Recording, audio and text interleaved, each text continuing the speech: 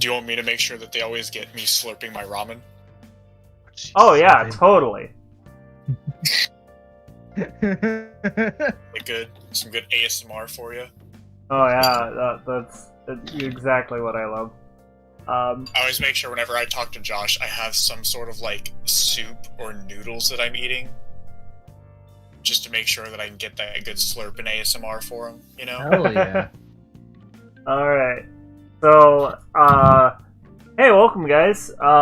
This is a video talking about Persona 5 Royal, spoilers, thoughts and feelings, etc., etc. If you haven't finished the game, get out. Go finish the game. Do it now. You've been warned. We will be talking about very intensive spoilers. We can try to keep any of like the super spoiler stuff like closer to the end of the video too. That's kind of what I planned with like the structure of certain things. Speaking of which, should I introduce you guys, or do you want to introduce yourselves? Honestly, I'd say go ahead and just introduce us since this is your video. Okay. So, we have the illustrious Discount Hero. He is a fighting game fanatic as well as an RPG fanatic that I treasure as one of my best friends. Aww. And then you can also find me on a DJ Bronze League stream as well as Clutch Doodle and Kami and Friends. And then we have Ryan here, who has been in both Salt Drive and in the recent Smash video, which, oddly enough, that is the one video that I haven't actually watched myself. Wow, not watching your own content? What is this? Anyways, hello. Yes, we've all finished Persona 5, either very thoroughly or, you know, at least enough to enjoy everything. Honestly, I kind of wanted to do a second... Oh my fucking god. I am so angry. What's up? My roommates are being super loud and it's bothering me to all hell. I haven't been able to hear anything on my end. So. Okay. I've been hearing bits and pieces, and nothing since the recording started. Yeah, no. But anyways, we've all beaten it either thoroughly or into the ground. And first off, what were your guys' experiences with the game? I guess I'll go first. So when you say experience, like, what you talk about, like, just overall, or like getting into the game, or just like getting into the game, how you felt about like some of the new mechanics and features, all that sort of stuff, like okay. Difficulty, because that's another big topic that we gotta really talk about. Well, I guess just to summarize it, I think I already told you previously, but like to be perfectly honest, again, I'm a huge Persona fanatic. You know this.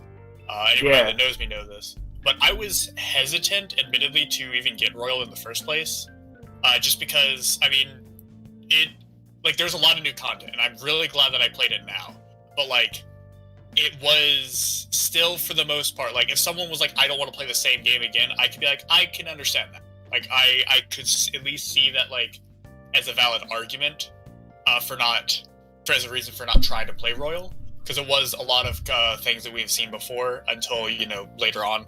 But the only reason I ended up getting it was because of Corona. I had like a ton of extra free time, and I'm very, very, very happy that I did, because the game was like so much better than I thought. Like, just what little extra content they did really freshened up the entire experience. I recall very vividly, especially in the very first dungeon with Kamoshida, the moment I didn't recognize the dungeon floor anymore, I got scared. Like, I remember that, like, that inherent fear of being like, oh no, oh yeah, when you're, like, on the wall of the castle and you're just going around grappling hooking, and you're just like, what the fuck is going on? What, Because as someone that has played, I only played Persona 5, I think. I beat the game twice, but I basically did 4 playthroughs. Like, I just didn't beat 2 of them, right? Mhm. I just did most of the 2 playthroughs. So if someone has, like, played the game that much, if someone's played the game that much, just having those new parts of the dungeon really freshened it up and made it so it kept the monotony out. But I mean, that's kind of it without going, I don't want to, talk all day about this, just this one part. But yeah, that was kind of my thing. It was fresh. It was incredibly, I was hesitant to get into it, but I'm glad I did. Super glad I did. Alright, Ryan, you want to go? Might as well. Most of my opinions actually echo from what Evan was saying. I was hesitant to get the game myself. I kept myself away from the game as much as spoiler-free. Fuck, I can't talk. Excuse me. As spoiler-free as possible. Though, Neil, you know the story. Evan, I don't think I've told you what my circumstances were with getting Persona 5 Royal. Prior to COVID actually hitting, I originally had it pre-ordered at the GameStop at the mall. Once COVID hit and the mall shut down, I'm like, well, crap. I was originally planning to wait until the mall reopened to get my pre-order, but I decided to cave in and buy it at Walmart for $10 cheaper. Yeah, But Walmart's been doing that a lot lately with a lot of their games. they do it with a lot of games at launch. Like hell, the 51 game special that they did for Switch, I forget the Clubhouse Games 51 thing or whatever. Oh it's yeah. called. That's $10 off right now. But Yeah, I'm anyways, never gonna get that. I really did enjoy the game. I went into it with a fresh mindset of, I'm gonna play this game as if I never played Persona 5. I'm gonna keep most of what I remember on the back burner unless I absolutely have to fall back on it. And again, it echoes what Evan said. Within Kamoshida's palace, as soon as I didn't recognize the floor or what was going on, I felt immersed. I felt scared and confused, but I kept wanting to keep going and enjoyed the game and my experience. Alright, so for me, I ended up getting the Phantom Thieves edition, ordering that before anything happened. Like, I think I ordered it right at the beginning of December, because I was like, okay, pre-orders are gonna run out, like, really soon. I need to get this fucking now. So I buckled down, bought the whole thing. I was going to make an unboxing video, but then I scrapped that because I looked at the footage and how shitty it was, and I was like, no.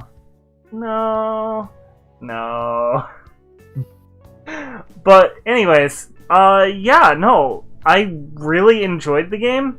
I liked a lot of the little sprinkled touches here and there in the story where it's like, oh, hey, let's add this character now. Splash of new. And I'm like, oh, hey, that's actually really refreshing, because I was getting, like, kind of tired. Like, that sort of tired when you read the same thing over and over again. Because I've gone through about... I haven't gone as intensely as you guys have with playthroughs of Persona 5 and Royal. I've done, like, 1.5 playthroughs of Vanilla, and I only did 1 full playthrough of Royal. But with this one, I noticed, like, a lot more things. Specifically, I definitely noticed the Akechi Pancakes thing. That's Everybody should have noticed that. They played Vanilla. It was a meme. I also immediately noticed a certain character that I really didn't think he was going to go that arc until that one moment where I'll just keep that for his talk, because we're gonna talk about him later. But to echo back on that, like, The one thing I forgot to add, I should have actually mentioned. Vanilla, I did 2.5 playthroughs. Royal, I'm currently on a second playthrough. But I've done one full playthrough. Yeah, I would be probably going through a second playthrough of Royal right now, but my copy's over at Kevin's house, and he's currently playing that, so, you know, so, oh, hey, what's up? I was gonna say hi, Marissa. Welcome back, Marissa. Hi. I just came back to see if Evan was back so that I could harass him. Mercy. So hi, Evan. Hello, Marissa. Did Neil tell you what he's up to right now? What Neil's up to right now? Yeah, we're Yeah. recording a video. Oh, yeah. Yeah. Yeah, we're talking about Persona 5 Royal. Oh, yeah. So we are going to be talking about heavy spoilers if you still haven't played it, Marissa, which I know you haven't. I mean, I played most of it.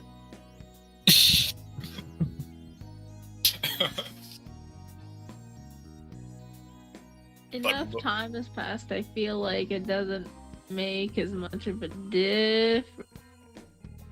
Oh no, it definitely does. People keep the Persona secrets pretty tight-lipped for the most part. Mm-hmm. Especially compared to like other games where, you know, if a game's been out for like longer than a month and you look online. Actually, that is kind of a cool point because I've always loved this about Persona, especially P5. Like, people don't talk about the twist of that game. Like, people... No, they really actually don't. Thread specifically made for it. Yeah. Like, I mean, there was the whole thing with, you know, with P5 when it first came out. It was literally, you were not allowed to stream past a certain date. Yeah, and I think to this day, Atlas still has that posted on their website, or at least on a particular web page. Yeah, I don't think it's not enforced at all anymore, because now people are like, you know... Oh, no, I mean, I've seen streamers go past that point. I've seen people stream Yaldaboth. I never paid attention to it, so I didn't know. Yeah, people have streamed far beyond that point, and of course YouTube videos now go into it a little bit more. The moment Royal came out, people started less like loosening up on the tight-lipped, how tight-lipped they were on Persona 5. So everyone started talking about things like, you know, like Akechi or like or other things. A lot of stuff for when Royal first came out, if I remember right, there was a channel that I follow that actually does lost bits for games. That actually did a segment on Persona 5, which features a lot of things that were actually added back in for Royal. Oh wait, so, like, really? Some of the things in Royal were like all supposed to be there in the first place, but they just were scrapped for one reason or another. Yes. Like, for example, you know that in Kamoshida's palace, you know the room that has the third will seat in it? Yeah. That was actually scrapped from Persona 5. Oh. Okay. Wait. It was actually meant to be an interactable room that you could explore. Oh, so I'm guessing it was supposed to be like some sort of other puzzle to get through the dungeon. Yes. Hmm. Or at least something along those lines. I mean, I'm glad they sort of scrapped that idea, but then put in its place the will seed, because like... I mean, the will seeds add more to the game. Honestly, with Kamoshida's dungeon, I think that's the one thing I didn't really like, the like little book puzzle thing. I actually liked what they added to that. You get if you go for all 4 books, you actually get an item. Granted, it's not really that great, but it's still like a nice little reward, so to speak. Don't you have to get all 4 books? No, you only need 3 of them to get into the room that you need the medal in the map for. Oh. The 4th book is completely optional. Alright, so, on to our next sort of topic. What changes did you specifically like between, Vanilla and Royal? Evan, you want to talk about that? You want to go first? Yeah, sure. So specifically, going between vanilla to royal, because there's a little bit of a wait in between them, but it definitely, a lot of the new animations and just like smaller attention to detail that some of the conversations and other things had were really, really appreciated. Because once again, it split up the monotony of almost thinking about you're playing the same game. So like every there was not a single change that I didn't like, but the ones that I particularly enjoyed were starting with Baton Pass was very, very, very nice. I certainly enjoyed that because it made combat more interesting from the get-go. Yes, it did. The show times were just amazing. They were great. They were fun. I honestly wish there were more of them, because while there are like a few that I really do love, I would love if there was at least a showtime for everyone with Joker. Yeah, I agree. I was kind of really hoping for more Joker showtimes, because like, again, towards the end of the game, it makes sense why Joker only gets 2. But I only truly agreed with one of the showtimes. I think that it would have made more sense if Joker could have either gotten a showtime with everybody, or Joker could have gotten a showtime with whoever he ended up romancing. Yeah, I can see that. But I mean, Yoshizawa was she was like 80% of people's reason for getting royal in the first place. So like, I get it. I understand. Yeah. Yo, she cutie though. Mm-hmm. Ryan? Most of it's gonna echo what Evan has said. I do like what they've done. Like, a lot of attention to detail has definitely been done. There's a lot more polish than the original game had. The addition of anytime you sneak up on shadows, the new battle theme Take Over was a really nice addition. So to be completely honest, I think I have a segment in here for music. Nice. If not, I'll fill it in somewhere. To add on to that, the addition of both Maruki and Yoshizawa to the story definitely added a twist onto the game that, in hindsight, I should have saw coming had I been paying more attention to the story and not just been absorbed with the game itself. But well, I saw it kind of coming, but I didn't see it coming the way it did. Yeah, I didn't either.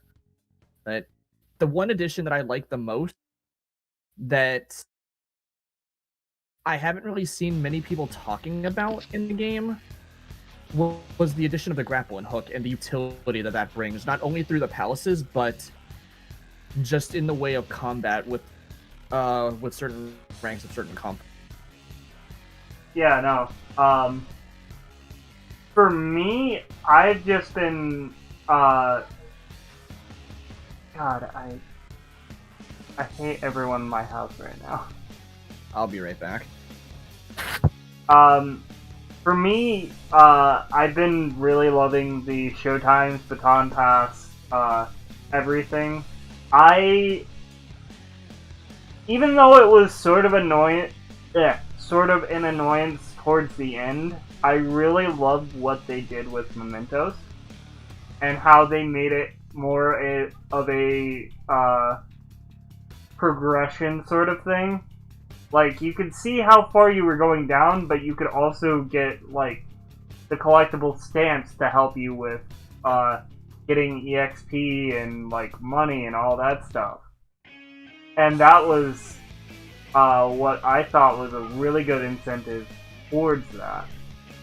Because not a lot of people are gonna go to Mementos just because. Like, unless you're, like, Kevin, and you're just like, okay, I'm gonna go grind out Mementos until I am a certain level, and then fucking stomp through the game. You're not gonna want to, because Mementos is boring. Speaking of which, some of the new Mementos music, pretty good. I'm not gonna lie. I was not expecting the music to change from the monotonous da-na-da, da-na-da, da-na-da, da-na-da. Honestly, I don't think a lot of people were. I mean, I definitely wasn't when it changed.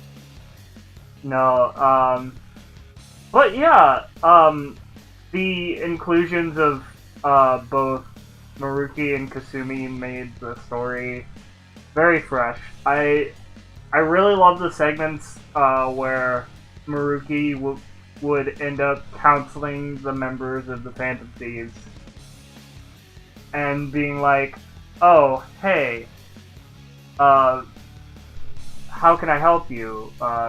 You want to talk? I'm here for you, blah blah blah." Like, just doing his own thing and trying to help out with them. And I thought that was really sweet. Because Maruki is a sweet guy. Trying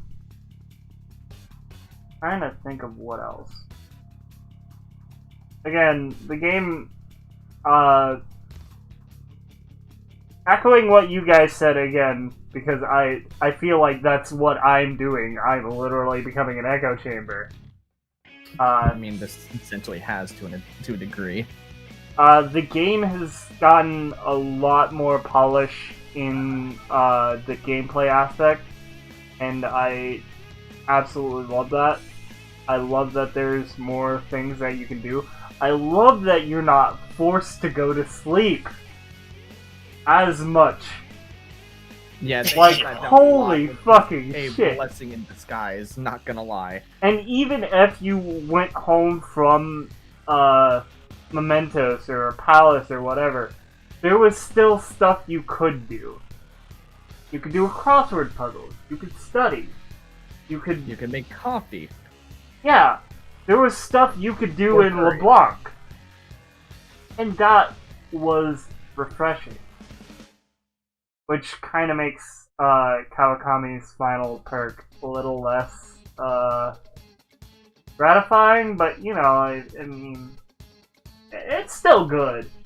Yeah. I just The got perks it he way offered too late in the definitely- game. The perks he offered definitely offered a lot to, a lot more to the game than I think most people were expecting. That's another thing I want to talk about, which I don't think I put as a topic here. No, I didn't. A lot of the added stuff made the difficulty kinda easy. Mm-hmm. How did you guys fare through your playthroughs, and what difficulty did you play on?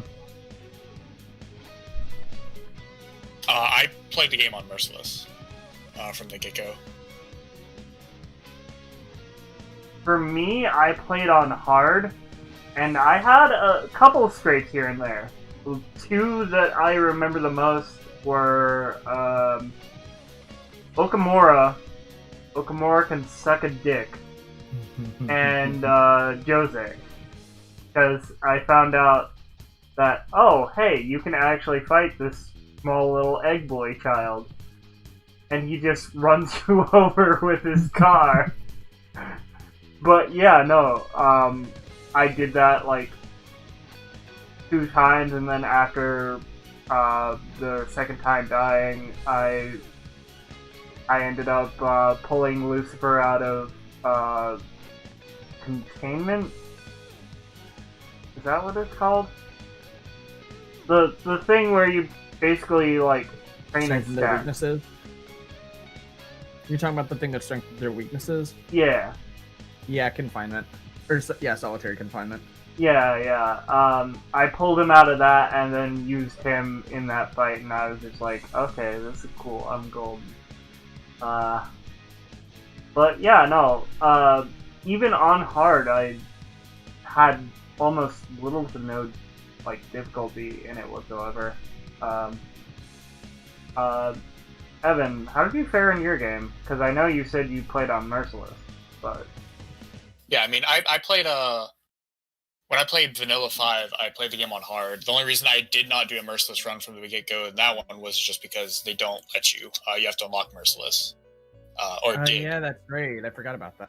Yeah, so I mean, I started because again, I played the game before, so I was like, they're not going to really be able to surprise me even with changes. Was basically my mindset, and for the most part, I was correct. Even again, but early game is still early game. Like early game, you will just die because you got unlucky. Because the guys that can just like enemies on hard mode can one shot you. But actually, I learned this. So the biggest difference between merciless and hard mode is actually that technical and crits and things like that, or weaknesses, deal ×3 damage as opposed to ×2 damage. But that works for enemies and allies alike. Yeah. Okay. Oh, So geez. it's like a double-edged sword.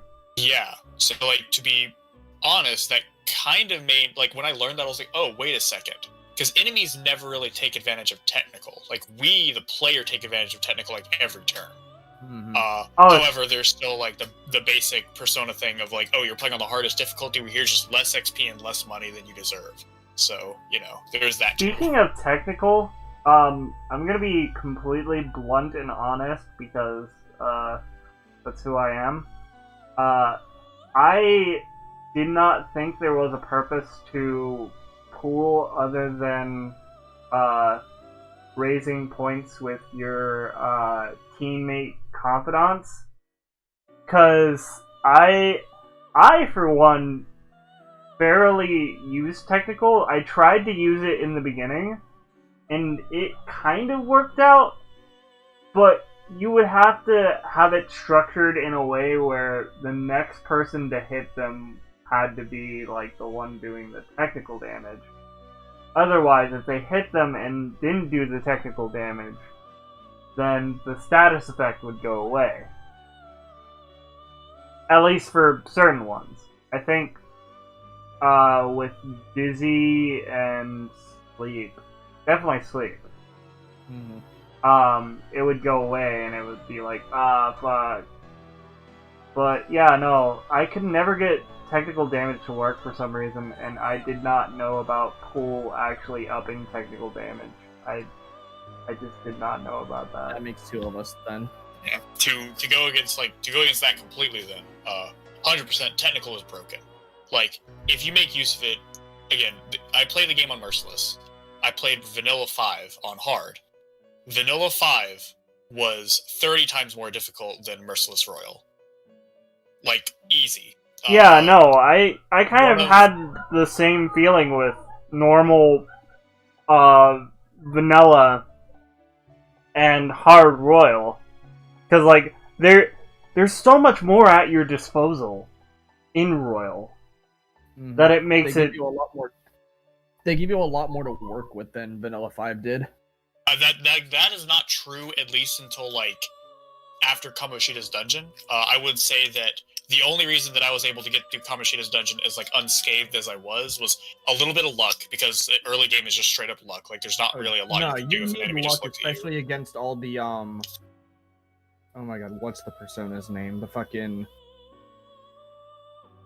The goddamn Blue Knight on the horse. You need... Barrett. Barrett. You need luck against him, especially with how many times they throw him at you before you run into Elodor. If you ever do not ambush him, then it's basically like a 50-50 whether or not you're just going to die right there. It's basically either a 50-50 you're going to die or you're going to at least lose one or two teammates.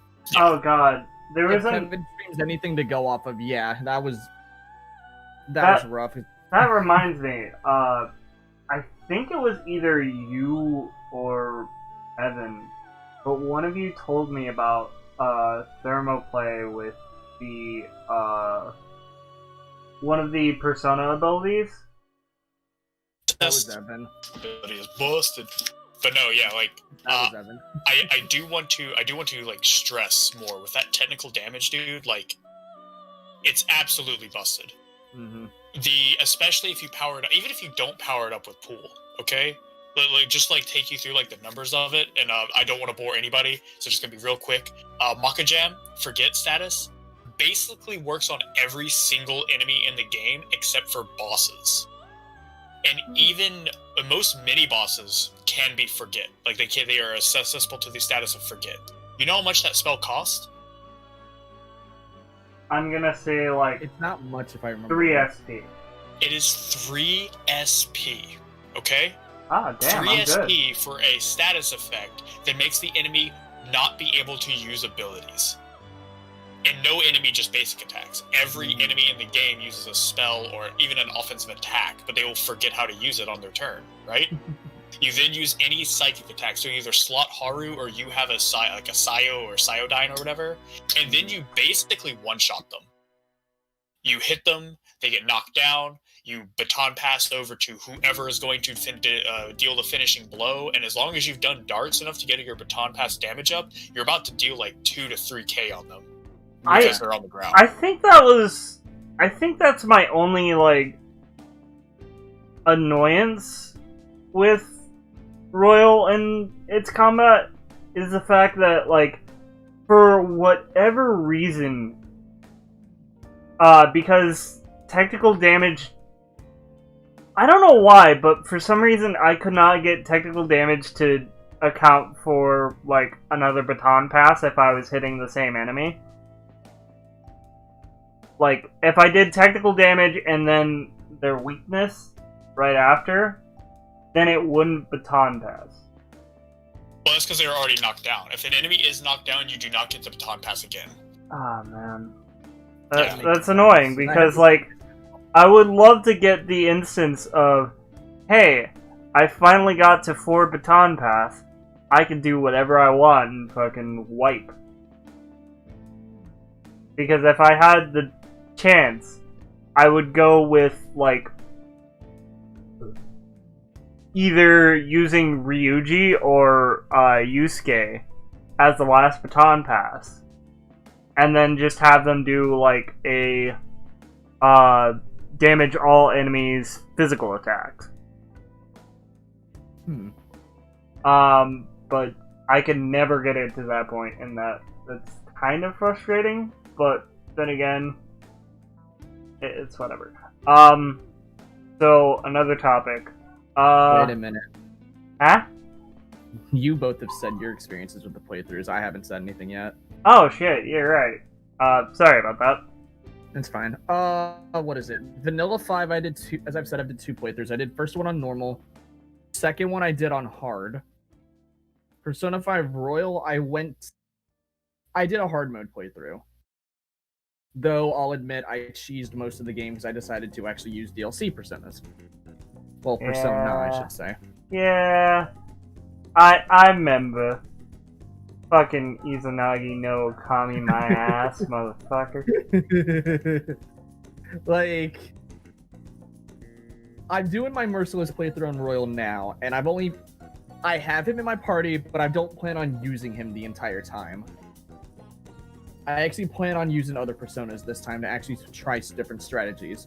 I'm not just going to rely on him like I did in my first playthrough. But the game definitely did... what is it? My only regret with my first playthrough was not actually taking the time to rank up technical and baton pass damage via darts and billiards. I regret that, but other than that, I enjoyed my first playthrough and have been enjoying my second playthrough so far. I actually got everyone up. I think I got most everyone up max in darts. I think the only one I didn't max was Akechi's, and Akechi's is fucking hard to do, because he's like, yeah, let's fucking go like 700 fucking points. You have to bullseye every single one of those shits, or else you're not gonna fucking get it. And even with, like, reading that one book that gives you, third eye during, like, the, darts game, it's still fucking hard as shit.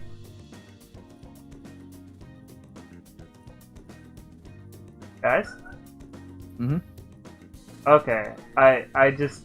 It was very silent, and I have a lot of background noise, so I'm just like, huh? What? What's going on? Good.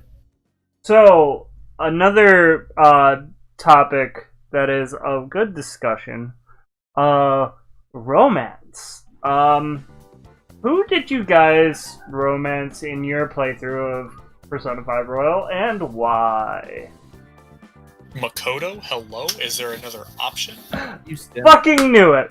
Fucking knew it. I bet $5,000 on this. I'm getting Look. $5,000, baby. Look, man, they gave us the perfect wife From no Persona one. 5. They gave us the perfect wife in Persona 5. There's no reason to change. It's not a hard decision, guys. Come on. Come on. We know I this. don't You know, this. Evan. I don't know. Like, honestly, my thoughts for Makoto still roll over from Vanilla 5 to Royal. Which are... That being, I hated her character until she actually joined the Phantom Thieves.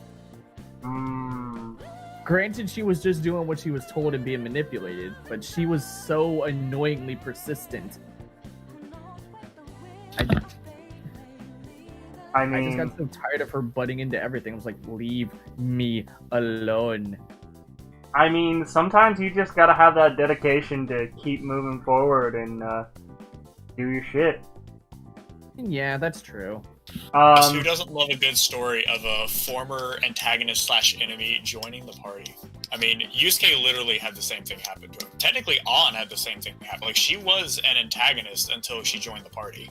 Like, the first 3 characters you get are all directly no, An was like telling you guys to stop and like basically not as aggressively certainly as Makoto and Yusuke. Okay, It was just Yusuke bad. was definitely antagonistic. You said An, I don't think... Don't you mean second, third, and fourth, Evan? The what?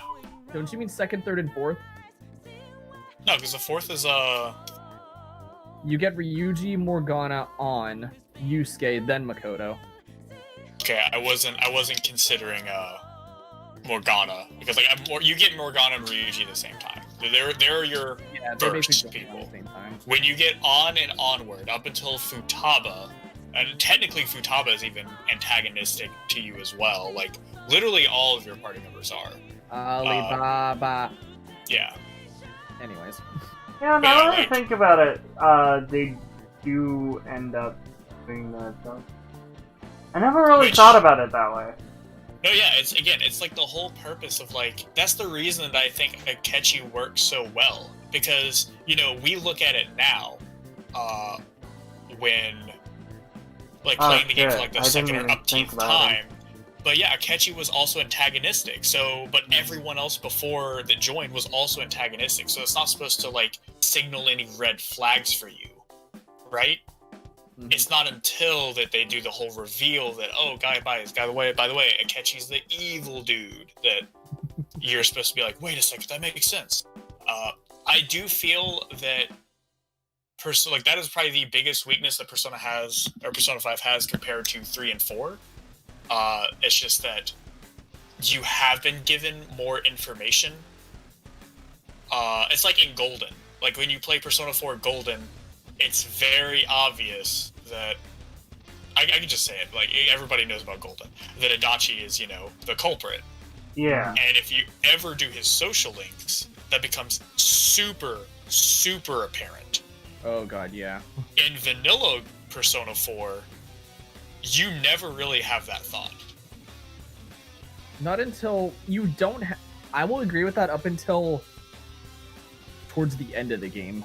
Because you really don't suspect him because you don't see him too often throughout the story. Literally the moment that it happened for me, and it happens for most people, is when they're like, who could it be? And it just gives you a list of everyone you've met in the game. And you're literally just going through that list being like, who the crap could it be? Like, we have these, like, these are the situations, these are, like, the clues that we have on the culprit, but who could it be? And then you're just, like, looking through them, and you look at Adachi, and you're like, nah, he's a goofball. And you go back through the list, and you're like, wait, but Adachi fits. Damn it, But it can't be him. Where's my coffee? Yeah, but then you're like, wait, but Adachi fits. You're like, nah, it can't be him. You go back through the list, and you're like, oh my god, it's Adachi. Like, that's how it works for Adachi. That's why that scene was, I think that's why that reveal was so powerful. For Yeah. Akechi, they do the whole thing where it's, the thing of, you've been sold out. Someone, like, told on you. And at that point, you're like, well, I know it's not anybody that's not Akechi. Well, Because yeah, everyone well, else has been with me longer than a week. Well, I mean, So- there's that, and then not to mention, he gives himself away when you go to the TV station because he hears Morgana mention pancakes. Okay, let's be real here. Not a single person on this freaking planet was like, did he say pancakes? Morgana said pancake. Nobody. Mm-hmm. Mark my words. Everybody watching this video, you didn't do it. Don't you lie to me. Don't you lie to me in the comments. They pulled, everyone that ever says that, pulled the thing, and after the fact, they were like, I knew it. And they're like, knew what? I was like, I knew Akechi was the villain. I was like, why didn't anybody say it before? It's like, well, I didn't want to spoil it, haha. No. Nobody freaking knew that. Okay. Nobody did that. Nobody did it on their first playthrough. Nobody No. Here's the thing. I had my suspicions, but I never caught on about the pancakes thing until it had that flashback. I'm like, wait, what the fuck? Yeah, no, again, like, at that point when they're like, hey, you have a traitor in your midst, literally everyone was like, it's Akechi. Mm-hmm. Or you were like, it's nobody, because Persona's about friendship, and we gotta trust our friends. It's not until, they go a bit further in, honestly, it'd be really cool if they almost did a similar thing as in 4, as if they're like, if they gave you a list, it's like, so who is the traitor? And it's just all of the Phantom Thieves, and at the very end, it was like, no one's the traitor.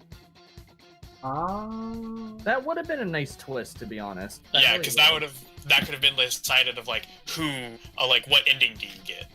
Because if you pick no one, it means that you weren't suspecting anyone, so you would get a bad end. Like it would have worked out, and whatever. If you picked anybody that's not Akechi, you picked the wrong dude, and it's basically the same kind of deal. And if you picked Akechi, then it's like, okay, you are now on the path of the true end, or the correct end, But I mean, I can't really get onto them. That scene, that like outplay that the Phantom Thieves do is so freaking sick. It is so good. It is probably one of the coolest scenes I've ever seen in like. Dude, that scene in a is video game. so great. I love scene? it. Hold on, what? Where they outplay Akechi with the whole fake Joker thing. Yeah. Okay. Yeah. When you first play Persona 5 and you see that scene, you're like, wait, did I die? Did I lose? Did I make the wrong decision? What did I do wrong? Like, the indecision, the anxiety that's in you, the player, in that moment, it was amazing. Because the whole time you were just second-guessing everything you were doing. Oh, you were God, like... yeah. And dude, playing Royal, it happened again. I knew what happened. I've been through this before. But there was a little part of me being like, was that right? Did I do it correctly? And that's amazing. That's amazing to me. So, back on the subject of waifus, Ryan, who did you go for? This is technically going into spoiler territory, but I actually went for Kasumi. I was originally planning to go after Hifumi, but I never got by the time I finally was able to get her confidant, I did not have the social stats that I needed to even bother with her confidant, so I was like, screw it, I'll just go for somebody else. Then I started going through Kasumi's confidant, and I was like, okay, I actually like her as a character. I want to see where this goes. And then you get to the new content or the third semester, and the twist happens, and I'm like, okay, I'm sold. You're my waifu. Alright. So, I ended up going for Takemi, and the reason why is because in my original playthrough of Vanilla, I ended up fucking up. Because I'm like, yes, I want Goth Mom.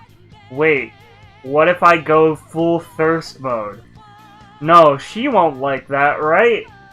Maybe I should be respectful and not be a horn dog. No. You were supposed to be a horn dog. You were supposed to thirst. And I messed that up. Then I tried to go for Kawakami, and then I messed that up too. And then I ended up going for On in my playthrough of Vanilla. Which, don't get me wrong, love On. But, definitely not who I wanted to go for. But yeah, originally with that, I kind of felt bad, and I was like, yeah, you know what, I'll go for Tai, why not? And as soon as I hit Yoshizawa's confidant at rank 9, I was like, why? Just the way it plays out is so corny, but it's so good in my honest opinion. God, it was so adorable, and I hated having to turn her down. It was like, it was heartbreaking. Almost as heartbreaking as when you have to tell Haru, yeah, I'm just not that into you. Cause she goes like full depression mode and she's like, oh, okay.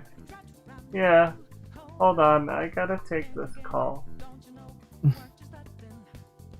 Haru's always hurts. Yeah, Haru's is definitely one of the ones that hurt the most. Again, because like for all the other characters, like they do this thing where when you get to the rank 9, right, and they basically ask you the questions like, hey, are we dating or not? Like that's basically what they always end up going. One of them is like, yeah, we're friends, and the way the game spins it is the character was like, yeah, we're friends, yeah, we're really good friends, that's really cool, that's awesome. And if you say it's like, you know, I like you or I want to date you or whatever, then they spin it in a way it's like, I felt that way for a while too. Like, they spin it in a way where, depending on what you say, depends on the way that character has been feeling about you, right? Mm-hmm. The only exception to that is Yoshizawa and Haru. Because those characters, like, Yoshizawa straight up confesses. And Haru doesn't, like... She doesn't outwardly confess, but she... As hard as Yoshizawa, but yeah, it's very, very, very obvious that that's like the undertones that she's talking. It's literally just a whole read between the lines kind of thing. Yeah, so that's why I think those hurt like so much more, because it's actually like a confession that you were either accepting or turning down, as opposed to the rest of the characters that are like, yeah, we're really good friends, and they're like, hey, you want to date? And you're like, yes, I've always loved you. Like, so like it's kind of funny. So another brief thing that I have written down. Did you guys do anything with the Thieves' Den at all? Because I know I certainly did, and I tried to make it as great as possible, but other than that, like, I really just, like, bought what I wanted and tried to do, like, what I could with it, and that was about it. I didn't do much with it when it first unlocked. I did start messing with it towards the end game, when I had more things unlocked and more stuff to just throw down and read and look at the dialogue that would pop up. I just didn't really bother with it at the beginning because there was no reason to, at least in my opinion, I had no reason to go there other than to be like, hey, this is the Thieves' Den. Hey, you can customize everything if so long as you have enough credits to buy things within the shop for it. Evan? I agree. Yeah, I'm done with my thoughts. I don't know. Like, see, I would basically popped into the Thieves' Den every like 20 hours and buy a couple things, but like, that's cool. I guess I kind of like how this is kind of going back to like almost like a achievement hunter kind of deal, but like anybody that has played Royal basically knows you can platinum the game with like very minimal effort. You don't even have to 100% the game, like, you don't even by have any means. You don't have to platinum the game. The way to platinum the game, you don't have to go through the amount of hoops you had to in Vanilla 5. Yeah. The one thing I'm glad they didn't bring back as a trophy in Royal was the navigation lines for Futaba. Oh god, if they would have brought that back, that would have been Persona 4 Golden flashbacks all over again. That trophy was I never got that trophy when I played, but it was such a pain to get certain dialogue lines. Like, kind of just like bringing it into like what I was saying there is that planning Royal is very easy. I did it on my first playthrough. Same. Granted, I did, all the freaking I did all the like God, what social links? I did all the confidants. I did caught the guardian. Like, I basically went through the motions of like, you know, platinuming the game, just like almost on reflex. And then I realized that a lot of that was completely unnecessary. Yeah, so I did a lot of extra crap. Extra stuff for optional. It's a lot of extra stuff for optional stuff or optional things that you don't even need unless you just want to have it for the completionist's sake. But then they added in the thieves didn't have like basically their own achievements, and that stuff is much more akin to like if you didn't play Persona 5, there is where like achievement hunters will kind of get their things off, like if or like, you know, get their fix. That is where. Oh yeah, definitely. Yeah, so like people that didn't play Persona 5 originally and just got into Royal, and they're like, dude, I want to play this game more than just a platinum trophy. They have an option, which is cool, I guess. It doesn't really matter to like, you know, us, because I did not platinum Persona 5. I was basically like 2 achievements away. I was literally like, I could probably still go back and just finish up like the 2% left of my compendium that I had to finish up, and then I'd be done. But not really an achievement hunter kind of guy. I say that, but I got to 98% of the compendium in Persona 5, so I don't know what that means about me, but... I mean, to be fair with that, like I said with Vanilla 5, I've done 2.5 playthroughs. 2 of those playthroughs were focusing on getting the remaining trophies I was missing, one of them being the Persona Compendium. Since you can't get that maxed out during the first playthrough, since there's a couple Personas locked behind Endgame or New Game Plus. Best example I can give, and granted it's spoilers for both Royal and Vanilla, but people who have played Vanilla should know this Persona anyway. But getting set to Nile, oh my god, trying to fuse him was a huge pain. Oh yeah, because don't you have to have Satan, Lucifer, Yaldaboth, a bunch of others too. You had to have a bunch of the maxed out confidants. Yeah. Persona, or yeah, maxed out confidant personas to even fuse him. But yeah, no, like you guys were saying, I would pop in there every now and then and buy like new stuff. I kind of wish there was a little bit more with like the dioramas of like certain things, because there are certain dioramas that like stick in the air and they're floating, and I never see any of like the confidants that you have maxed out going to those and looking up there at them, which kind of disappointed me, because like for like the bigger bosses, they actually like stick through like the ceiling. Like you could get Shadow Wakaba just pawing into there, and it's so fucking sick. But like nobody ever comments on it, and I'm like, come on. And then I also wish that like more confidants actually like showed up, because I never really saw too many confidants outside of my actual Phantom Thieves team come in to talk about like wherever or whatever I had in there. One other slight nitpick is that I wish they had the second tier personas and the third tier personas. Because if I could have had like I would have loved to seen Satanile, freaking On's third tier persona. I don't remember the name of it right now. Celestine. Celestine looks fucking gorgeous. And a lot of the other ones look good too. I think the only one I didn't get to view was Haru's, which is because I didn't get to max her out in time. Rip. Yeah, no. I did not get through the game like you guys did. I got through it as much as I could, but I still had like difficulties trying to get everything maxed out. The only thing The only I ran thing I into- didn't get maxed out in my game was Guts. And I was rank 4 in Guts. So, I would also pop in every now and then to play, the, card game. I think it's called Revolution. Yeah, it's Revolution. Which I actually kind of found fun.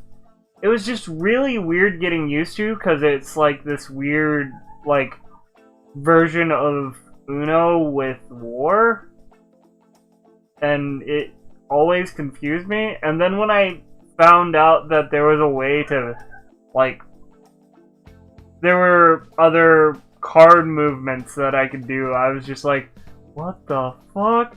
Wait, you can make this thing go in reverse? What the fuck? And then, like, it just... it was crazy. And Like- the one time you streamed and you played that card game, like, I need to try this. That actually looked like fun. No, I think the card game's fun. And it's a nice way to earn currency without having to, like, do the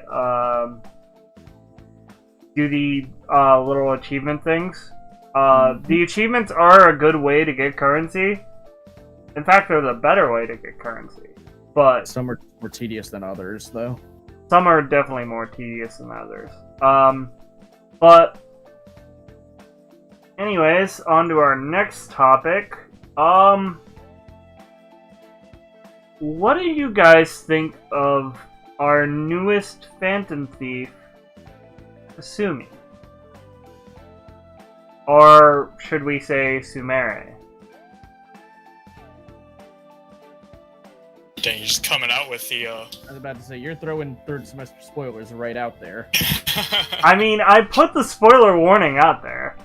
Fair enough. That's true. That's true. Fair enough. My favorite part about Yoshizawa is the fact that people that have beaten the game call her Yoshizawa, and people that haven't call her Kasumi. It's like actually really funny to me that there's like a like it's like, oh, have you played Persona 5? And they're like, yeah, I love Kasumi, and you're like, all right, good to know. Can't talk to you. All right, Evan. Well, it's like, it's like when they say Kasumi, that's basically means like, oh, that means I can't say anything about Royal. I can only talk about Persona 5 with you.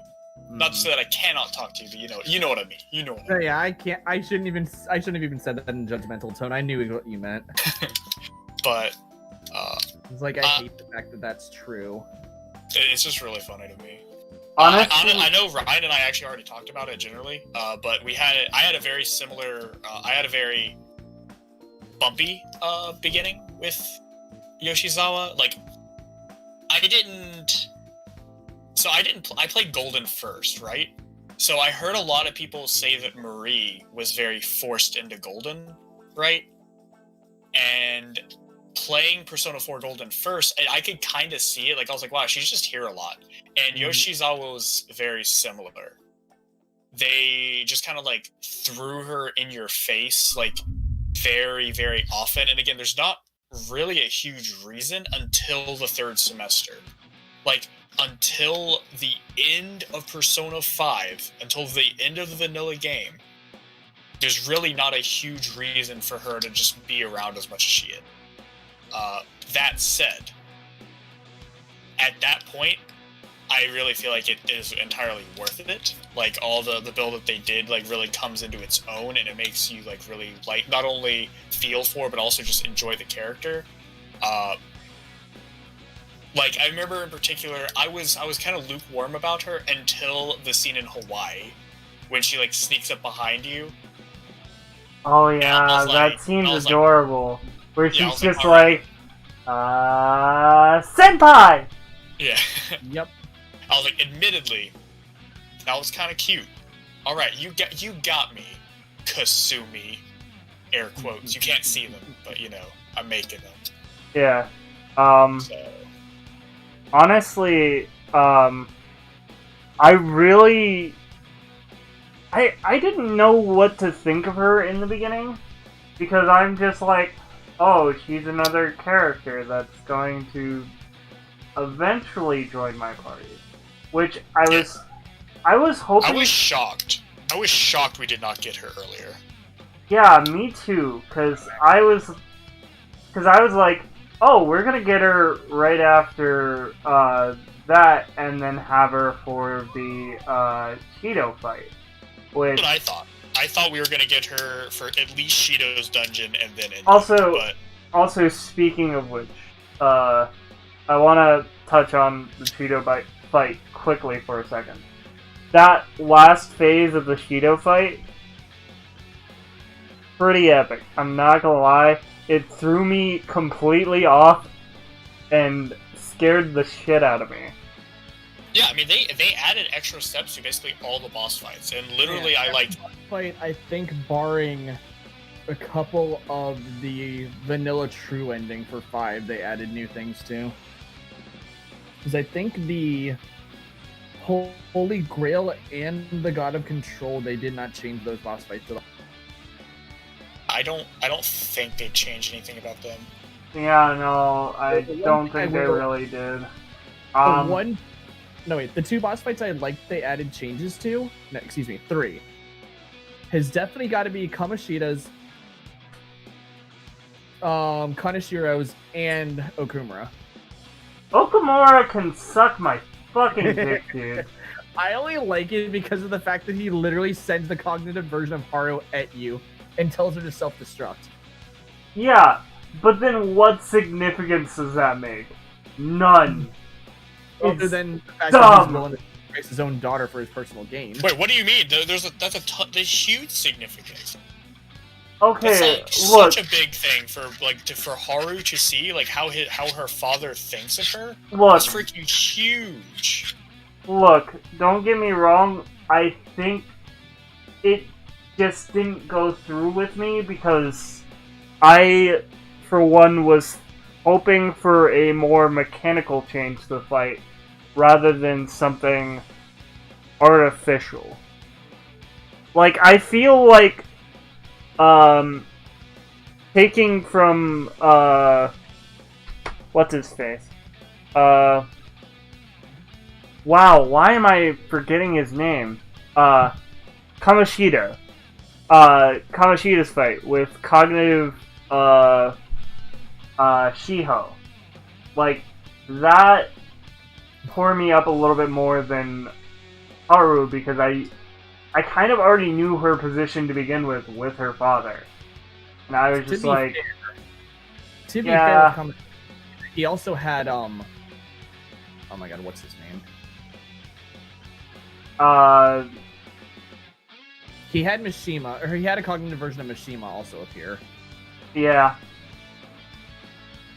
Who he literally just tells to get the heck out immediately. And then the cognitive version of Shio is like, as soon as you see that, and as soon as On saw that, I'm like, okay, he's dead. On wants him dead. On definitely wants him dead. Yeah, no, again, I just feel like cognitive Haru did nothing for me with that fight, because, it just, I don't feel like it carried any big weight for me. I would argue the exact opposite. Like, I think Kamoshida's fight was very, no, it was disturbing. Like, just straight up, like, because you knew how Kamoshida thought of the girls at that point. Like, it was very, very obvious. But actually seeing it in front of you was, like, very different, especially in the boss fight. Because, again, like, we'd played it before, so for those of us that had played Vanilla 5, that scene really caught us by surprise.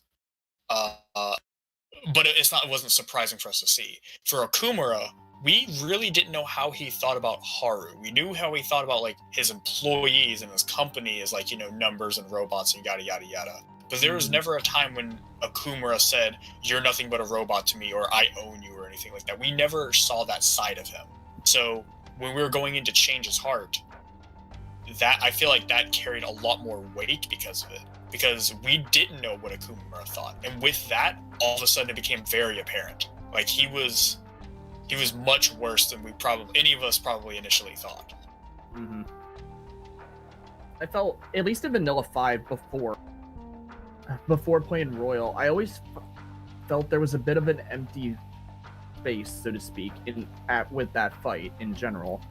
Because he never really reveals how he thought of Haru, other than for the fact of the whole arranged marriage to get into the political world. Yeah, that's definitely true. I don't know, man. It just really annoyed me. That and the fact that, like, Haru makes it a point to destroy her cognitive self. And I almost felt guilty because I didn't get it. I thought I was going to game over because I didn't do it. To be fair with that, and then it happened. I survived. I did not guard. And then it's just like, oh, hey, yeah, finish the fight. Okay, cool. Great. To be fair with Cognitive Haru, technically speaking, defeating her or not defeating her and letting her blow up does not change the story of that fight, so to speak. It just shows that her father's willing to use her as a sacrificial lamb to meet his goal. True. It just shows a way. It just shows the means to fuel his ambition even further. Again, I'm not a big fan of that dungeon. It's very streamlined. I appreciate that. It's a lot easier. I still hate that boss fight. I like the palace more in Royal than I do in Vanilla. Okay.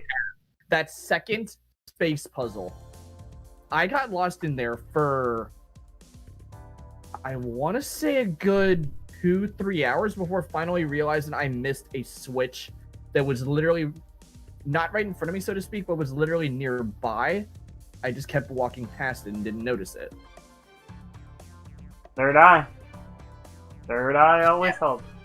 Yeah, that was my problem. I never bothered using Third Eye that much in that palace because I never saw a point to using it, so to speak.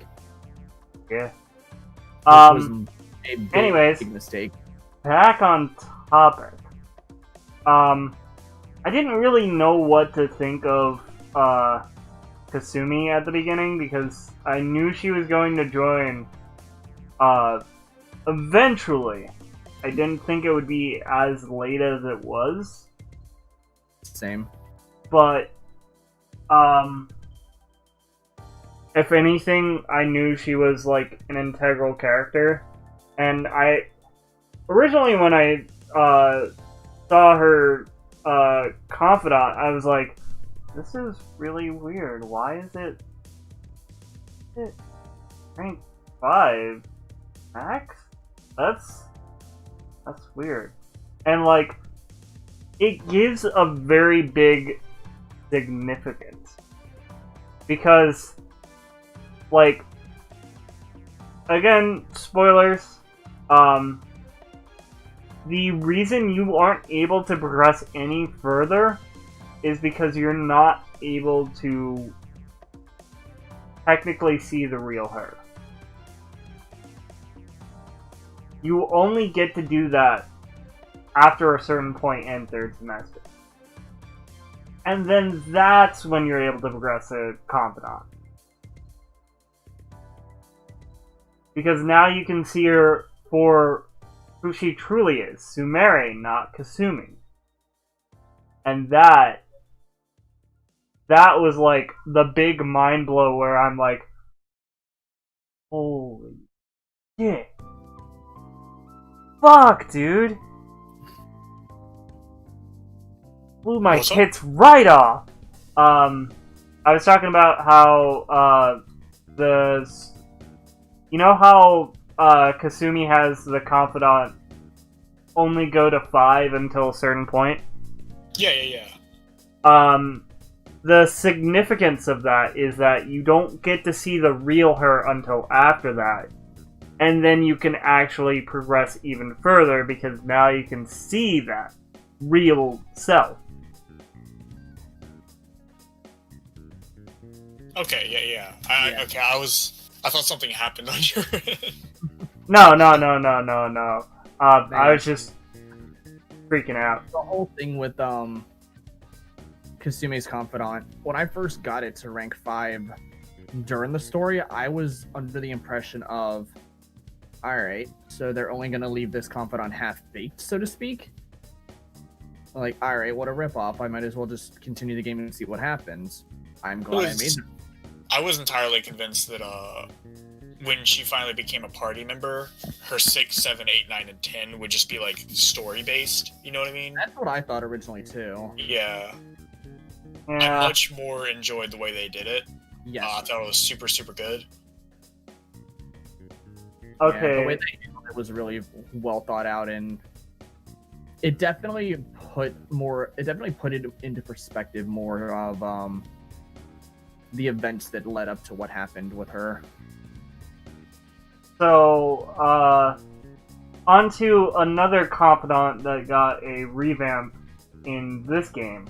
Akechi, who I actually forgot to completely put in my notes. Because while I do love him, I just, like, didn't think about him for some reason. What did you guys think about his revamped, I almost called it a social link. His revamped confidant and, like, all the other scenes with him? Man, when this dude threw the glove at me, I freaking lost it. I was like, bro, this is what I've been wanting this whole time. This is sick. Dude, I was on board. Dude, literally, I was playing through, and I got to that point.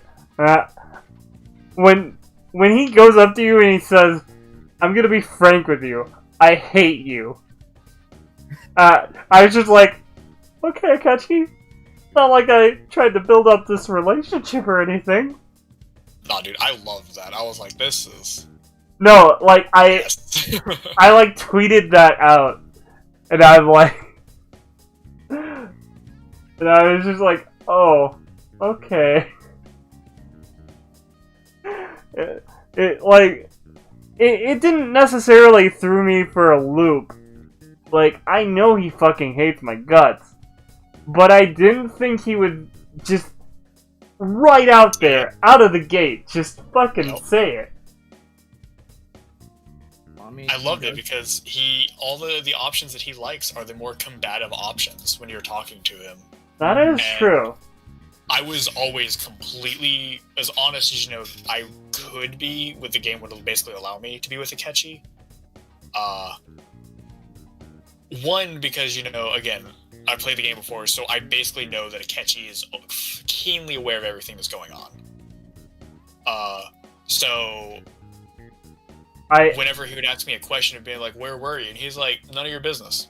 I love how he actually does let another thing slip in his confidant, that he's been doing this longer than you. Mm-hmm. He actually has a line where he says, "Why are you so much better than me? Like, I've been playing this game for so long. I've been doing this, I've been doing that. Like, why are you so ahead of me?" And you look at him and you're like, well, that's simple, Akechi. I'm the protagonist. What do you think?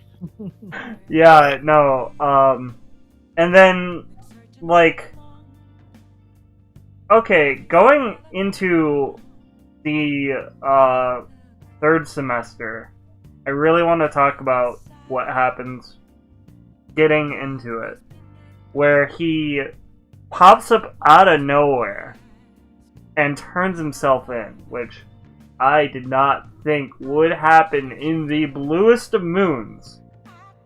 Because I was fucking like, okay, they're just not gonna send me to jail, right? And then Sai comes up like usual. She's like, hey, I'm having a real hard time with this case. I'm gonna need you to turn yourself in. And I'm just like, did I fuck up? Pretty sure I didn't fuck up.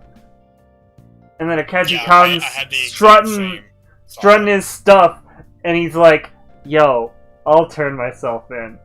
I was the one who handled all the psychotic breakdowns, and I'm like, cool, thanks, bye. No, yeah, I'll admit that scene was actually really nice to add to the story. Especially because it was like literally the same scene up until that point. Like, Yeah. Again, it played with our expectations really well there. And then once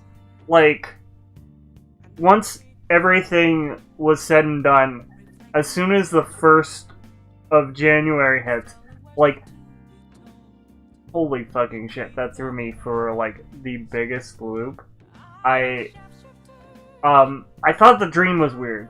I didn't really think anything of it until, like, I started reflecting on it after the fact.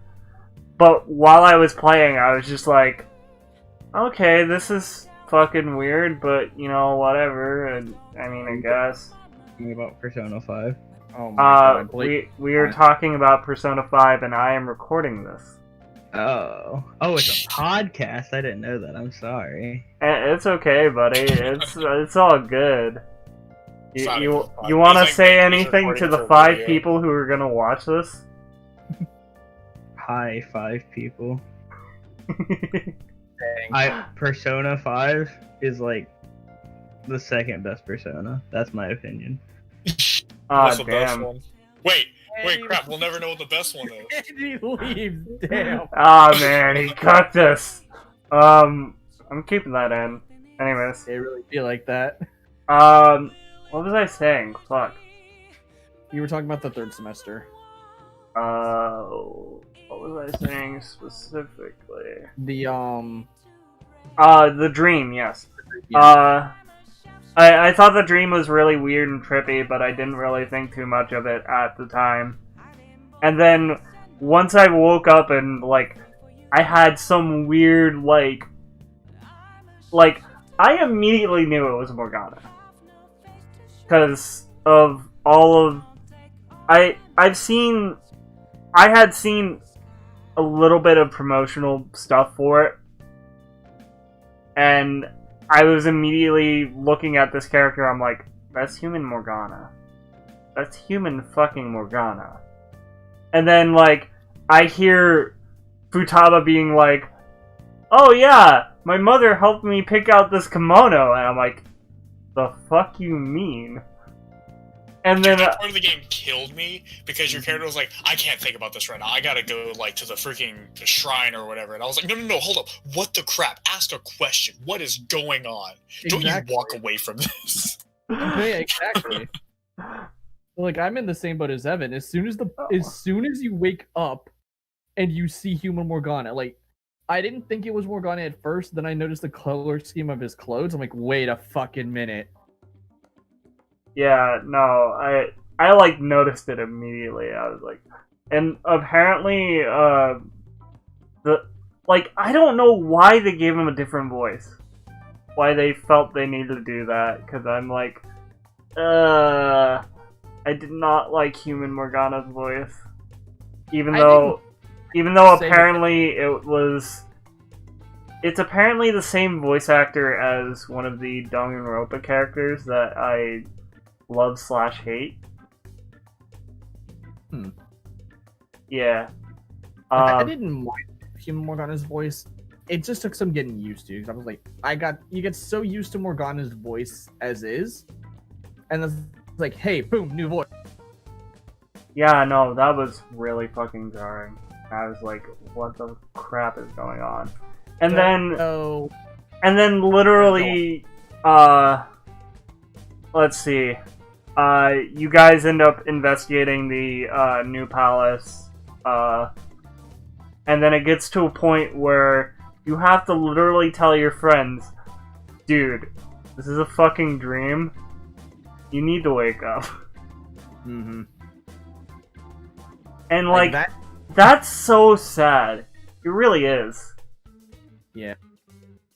Also, Again, the reason that I think the 3rd semester hit so hard was that it was like a perfect A perfect world that Yeah, Maruki. Like at this point, Maruki made it. Like, I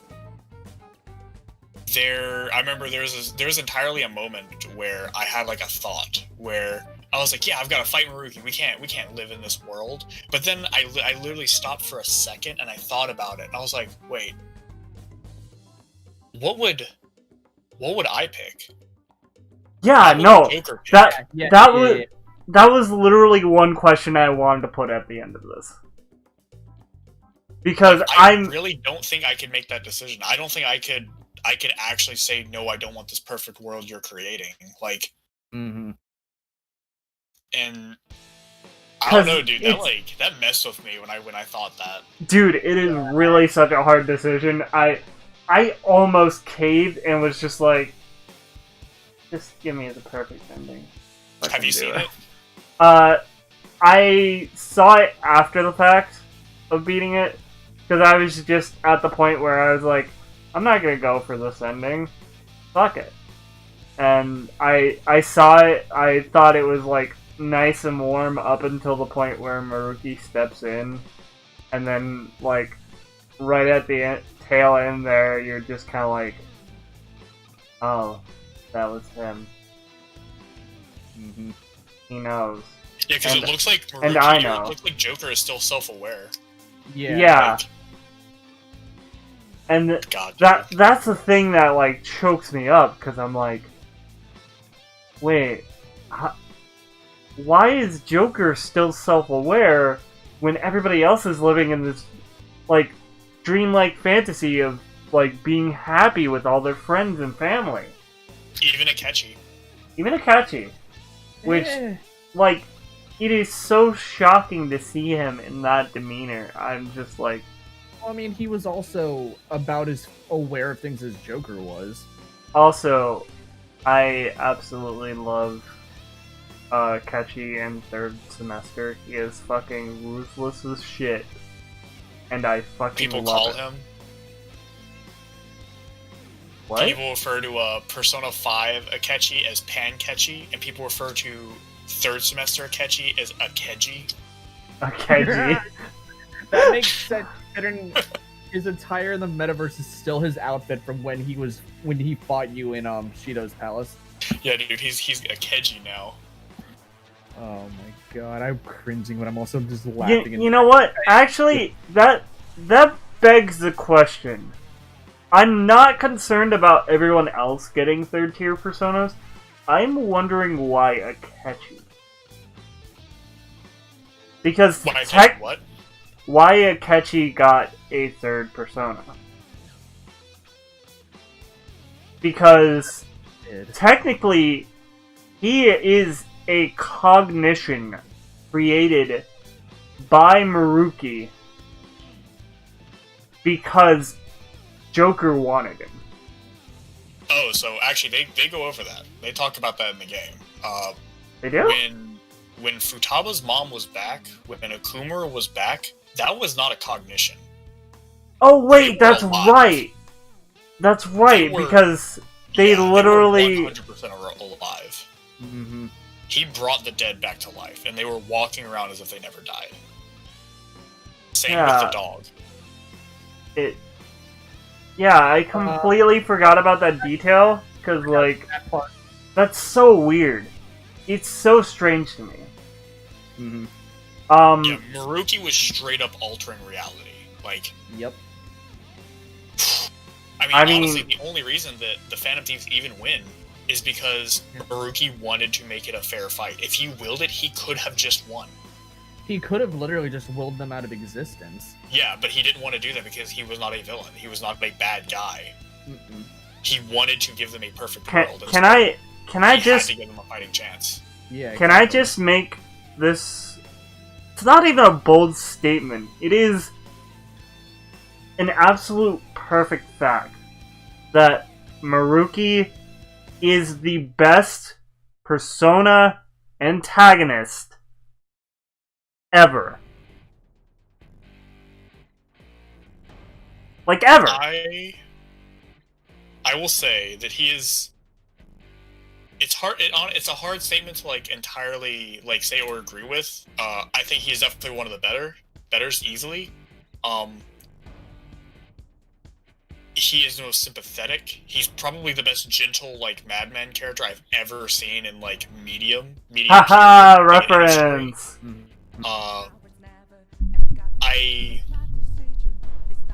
It's what your opinion or definition of, like, the best is. Like, if it's best written, most realistic, like anything like that. Like, I think technically Adachi is a better written villain because that kind of those kind of people exist.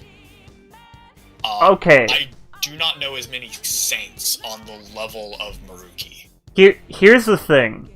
I think Adachi is a good villain. I think Maruki is a good antagonist. Not a villain. Two completely separate things. Well, that's the thing, is that An antagonist can hero, be... right? An antagonist can be someone who isn't necessarily wrong, but is against the main character. Yeah.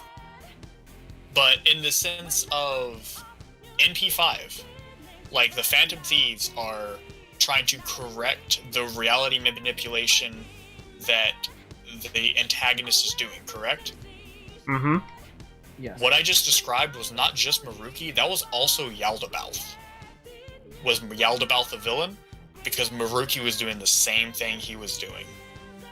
Yaldaboth was doing it in a way where, God, it's hard to describe. But you see what I'm saying? Like, they were doing basically the same thing, just their intentions were different. Speaking of Yaldaboth, I think that's why, again, that's another reason I feel like it's so powerful, because Yaldaboth even gives you the same choice in for the bad ending of P5, where he's like, hey, listen, I'm still going to destroy everything, but, like, you know, I won't let you remember, I'll make you forget this so you can just live out the rest of your days in, like, peace or whatever. The Phantom Thieves are still going to be sick, whatever. Like, he gives you that sort of option, right? Very, very much like what Maruki gives you. But of course you say no, and you're like, no, I'll never accept your reality. Reality is what we make it. And then you fight him, and then you beat him, and then Maruki does legitimately the same thing, because even in the plot, he gains that power of control that Yaldaboth loses. Because Maruki just inherits that power. And then that's the one weird thing that I don't necessarily understand. Like, they say it in the game, but I don't feel it. Like, I don't feel like it's very well spelled out. Like, how does he gain the power of control? if I remember right, it's implied after you beat him before New Year that you essentially what's the word? Not ascend, but give him the ability to do it. It was essentially the wishes of the Phantom Thieves, so to speak. An unconscious decision where, even though the Phantom Thieves won, they all wished for this, like, perfect world, and Maruki gained the power of the God of Control literally at that moment. It was a lot of circumstances, a lot of, like, oh god, you know, 1 in a million all happening at the exact same time. Because again, at that exact moment was when Maruki was going to visit Rumi, basically. Mm-hmm. Or no, I'm sorry, he was going to talk to that, he went to talk to what, professor, or an old yeah. Yeah. I was going to talk to that dude at that exact time. And that's when it all just, like, took off, like, at that exact moment.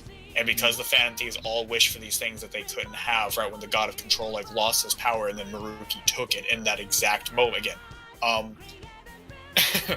There's a lot of, But, yeah, no, I'm trying to think. Well, now that we're on Maruki, basically.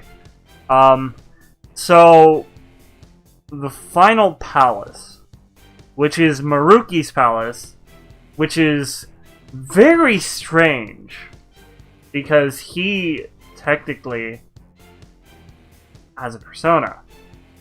But I'm pretty sure it's because he also has the power of the God of Control, which in turn made the palace? No, he had the palace before that. Yeah, he had the palace before that. Which Yeah, is that is honestly the one thing that not even I have like an answer for, like how he has a palace and a persona. Unless the persona is not a persona, unless it's something actually entirely different. I don't actually think it was a persona, because the videotapes that you see within Maruki's palace hint of it being not necessarily a supernatural being, but something that's out of the realm of most people's understanding, so to speak. Well, I mean, you guys saw that a lot of the creatures inside of his like dungeon and a lot of his things were Cthulhu mythos, like Oh yeah. I can't think of any of the other ones right now because I'm just thinking of Haster right now, but yeah, a lot of the creatures inside of his palace and the round, and also of course like all the tentacles and tendrils were like very Lovecraftian. Fafnir. Fafnir's another one. Yeah. No, Fafnir is not a Cthulhu beast, though. That's just a dragon. Well, I mean, he's yeah, no. in the palace though. Yeah. Fafnir was fucking. Oh god, I hate fighting that piece of shit.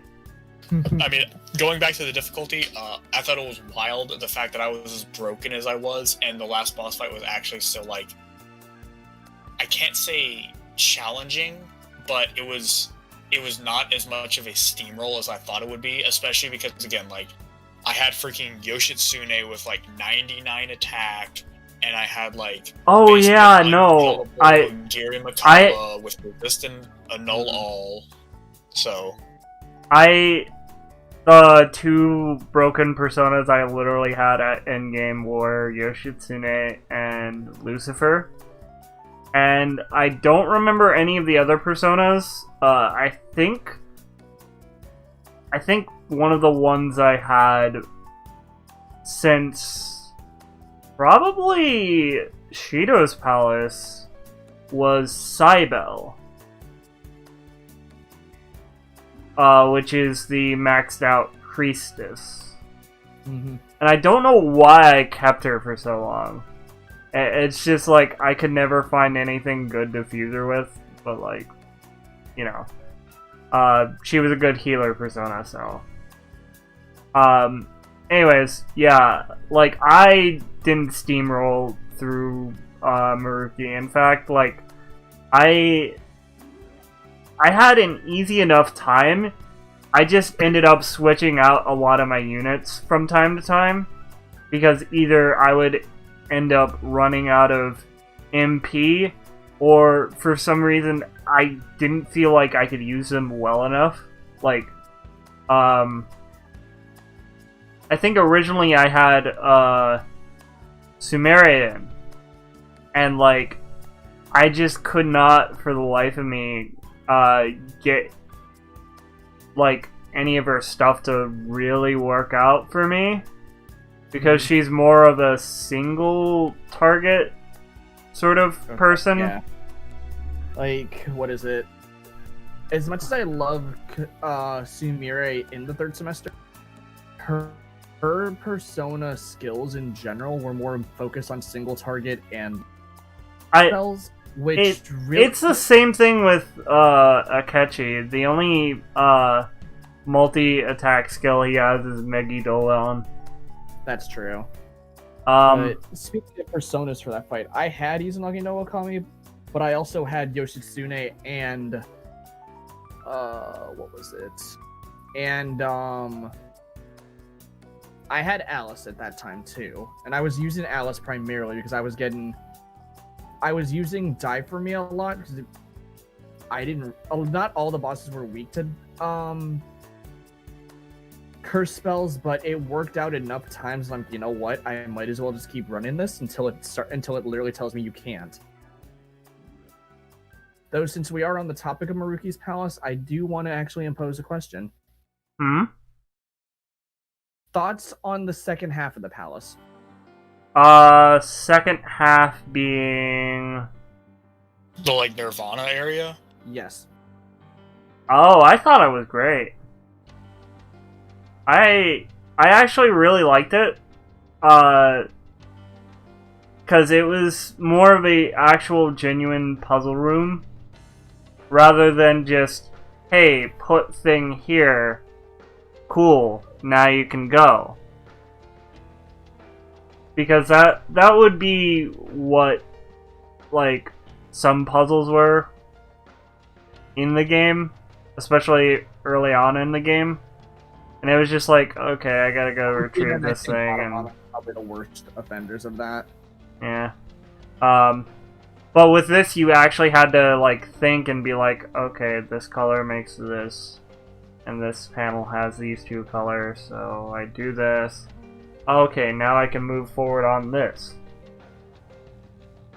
Like, it actually made me think, and I think that was a really good thing. Mm-hmm. It was like the final room before you actually secured, or the room where you secure the infiltration route, I honestly think is my favorite room in that palace. Outside of the opening area and how calm it looked to me. Or the opening area of the first part of the palace, excuse me. It was really weird. Like, I like the design of it aesthetically, but going from what looked like a clinical, like, lab to that was like, whoa, what the fuck? Thought it was very definitely fitting, especially when I saw the statues of Rumi. Especially because, again, you had to watch the tapes to even get that far in the first place, so you started seeing more and more of, like, the significance of certain people in Maruki's life. Like, I literally love that. That is another thing that I love about that palace, is that it gives you those things as both a way to give you more insight on Maruki and a way to move forward.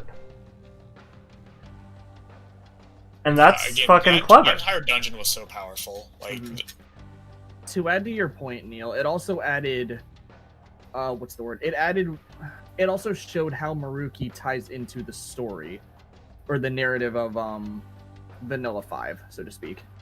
But yeah, going on to the boss fight itself again. Dude, fucking...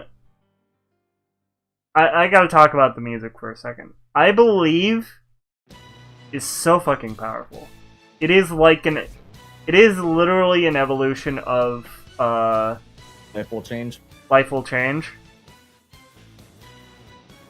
And then Throw Away Your Mask is just literally like Maruki's theme song.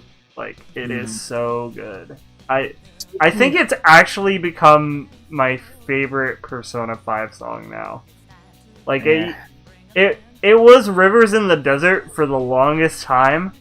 Then it was, like, I Believe for a while, because I, like, put that song on blast. You did the same thing I did. I was so happy that I didn't spoil any of the royal music, so when the first time you hear I Believe is, you know, when you're running up to Maruki for the final confrontation, that moment is just so powerful. It gives that song, again, the song's great, like, don't get me wrong, but it gives it so much more strength when that is your first time hearing it. Okay. No, I can definitely agree with that. I actually accidentally listened to it because I think one YouTuber ended up using it for a video of his where he was doing a merciless fight with, like, one of the characters, or one of the bosses in Persona 5 Royal. That wasn't Maruki. And I was just like, oh, this sounds cool. I guess it's from the anime? Like, because I definitely did not know about Dark Sun either, and that was from the anime, so I just put two and two together, and then I was like, oh wait, no, it's from the game. Cool. Mm-hmm. Speaking of music, though, the first half of Maruki's Palace, the theme that plays, oh yeah, I honestly feel like the title of that song fits Maruki to the T. Gentle Madman. And it fits so well. It's I don't want to say it's uncanny, but it is rather surprising, so to speak. I just love the soft piano, and then like the ambience in the background that kind of like grows as you keep going, and it is such a perfect song for like that area when you're going along, because like you have these eerie little like, or not little, but you have these really eerie shadows lurking around, and it's just like and it just makes the place completely sketch, like, and that's good. I like a game that can freak me out just by music alone. Yes. But as far as, sorry, Neil, go ahead. No, keep going. I completely forgot what I was gonna say. As far as the palace goes, I do have to say I liked the theme and the aesthetic a lot more than I was originally thinking I would. Not to mention the fact that as you progress through the infiltration, you find out that he's actually using mementos.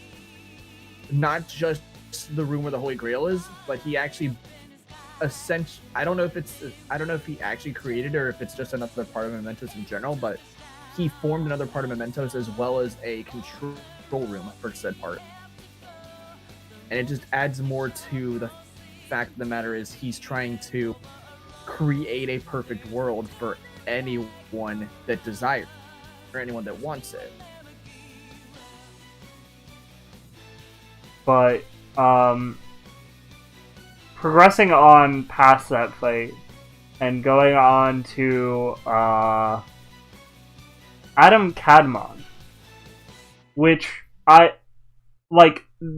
I'm not sure if you guys heard, but there are theories going around where people are stating that Adam Kadmon is actually his original persona, and that the God of Control somehow messed with Maruki to where it fucked him up somehow, and he got Azathoth.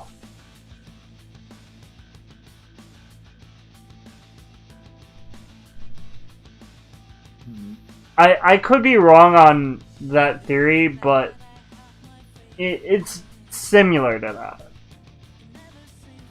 Because apparently Azathoth, as far as mythos goes, is an idiot god? Hold on.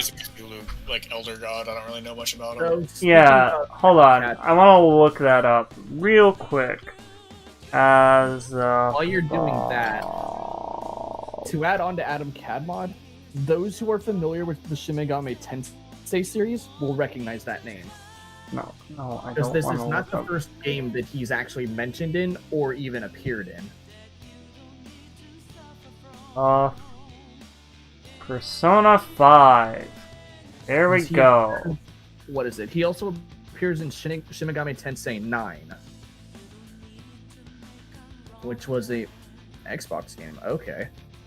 Oh. He's also just like a freaking god. Japanese only Xbox game, excuse me.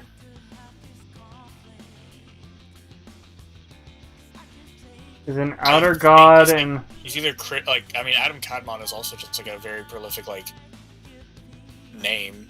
the blind idiot god. That's what his that's what he's called. And then Adam Kadmon is like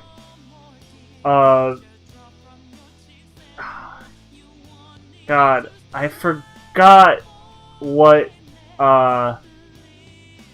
they call him.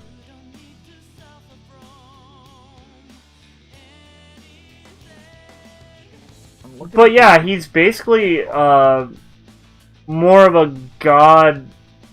Oh, he's made to personify Messiah. Mm-hmm. So basically he's kind of the opposite of Sataniel, in a way. Which is fucking nuts. You would think that Joker would just go ahead and summon him, but he doesn't. Yeah, I was very surprised when Joker did not summon Satanael against because I thought when Adam Kadmon just squared up, I was like, oh, so we're gonna square up with Satanael? Are we about to kaiju battle this crap? But that would have been a nice twist, in all honesty. yeah. I mean, again, I think that fight was sick. I really liked it. I did not like how the final phase of the fight was just a cutscene. Yeah, Not a huge. Yeah. I wasn't big on that either. But the fight had already lasted so long at that point that I was basically okay with it.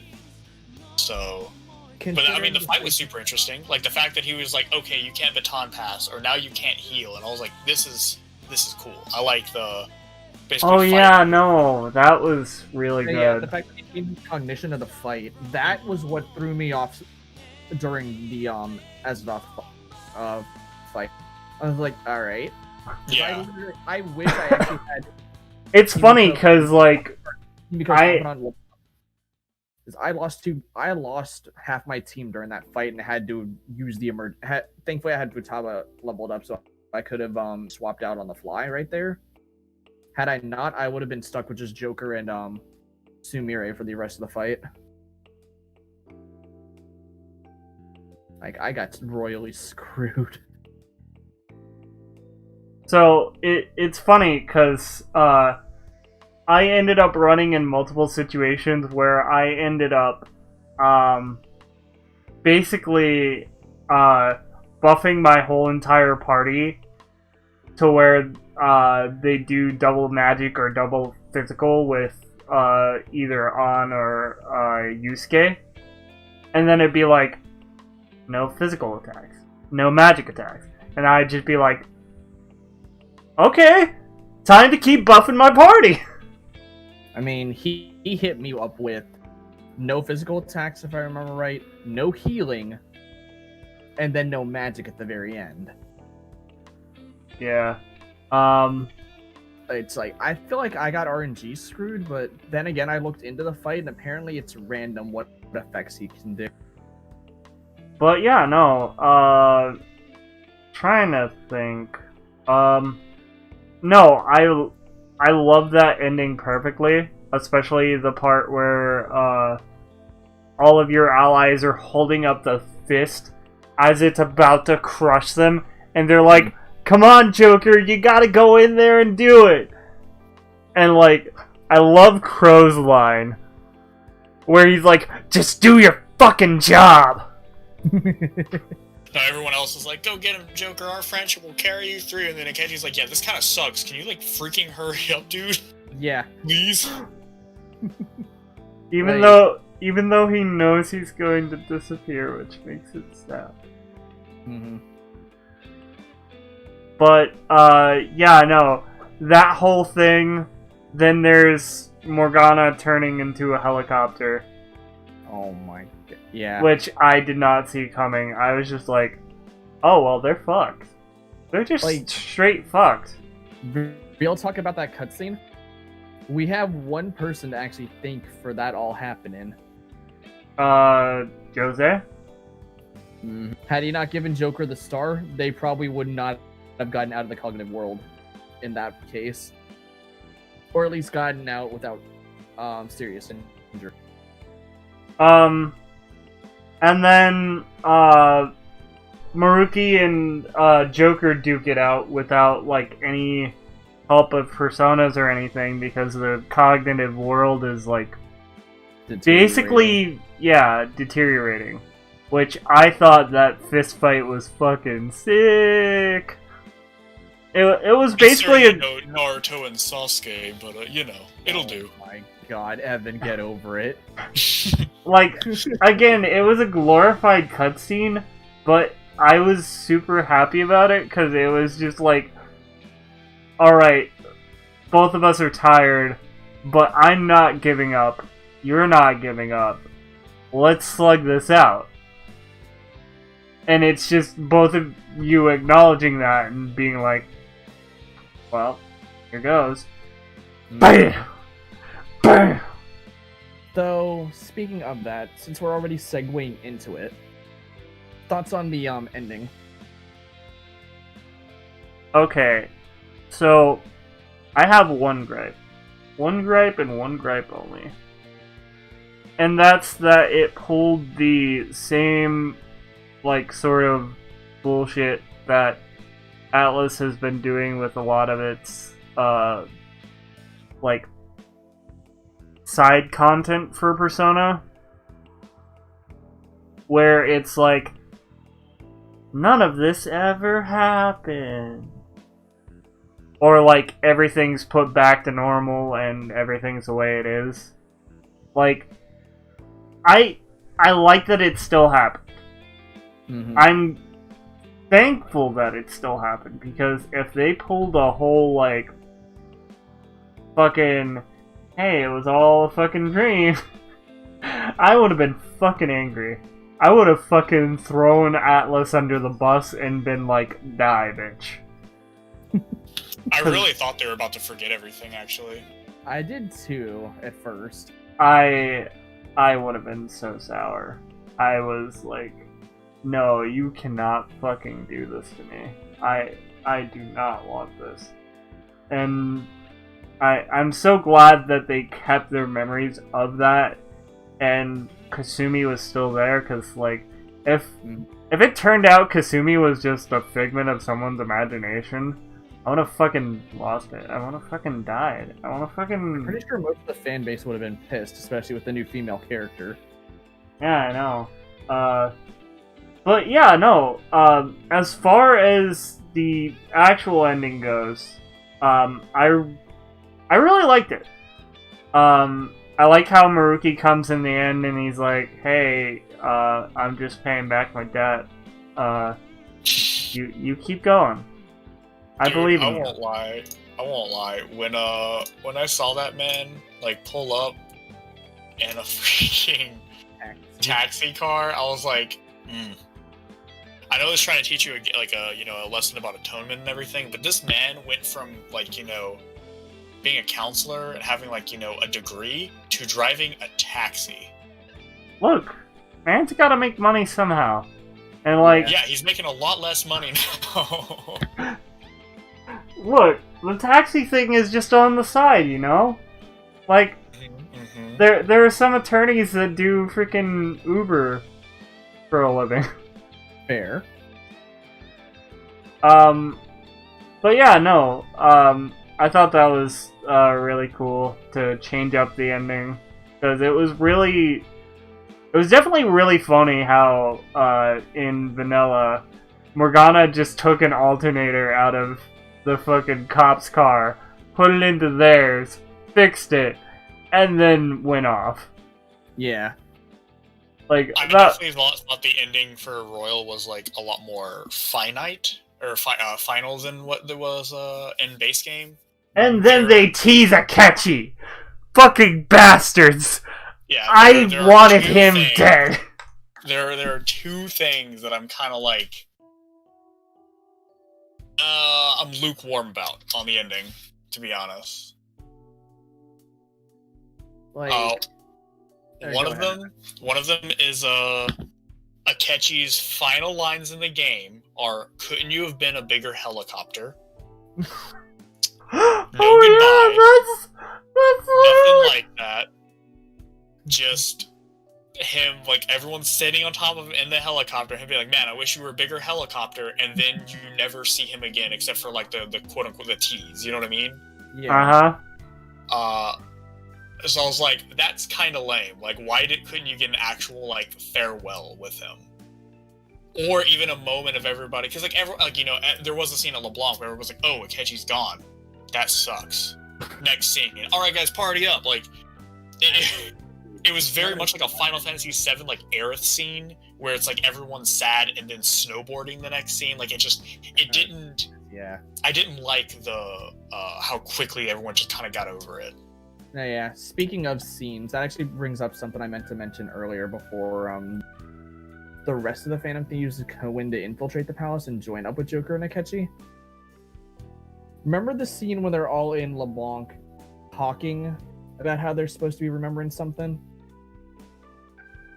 And then they all come to the realization of what they're supposed to be doing?